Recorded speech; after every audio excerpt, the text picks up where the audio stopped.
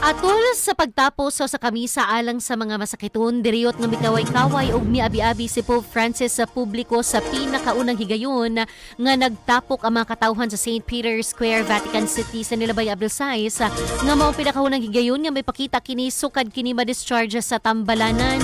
Diriyot asab kini nga may padayag og mensahe sa publiko nga miampo sa hingpit nga kaayuhan niini taliwa sa kahuyang sa tingog apan mas lagsik na kini kumpara sa nanglabay nga mga adlaw.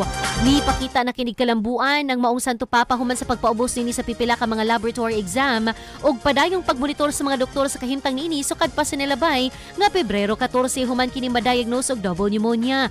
Kay dumduman nga gikumpirma kini sa Vatican. Diin gibutyag usab nini nga wala na gani magkinahanglan ng Santo Papa og mechanical ventilation mask aron makatabang sa paginhawa niini.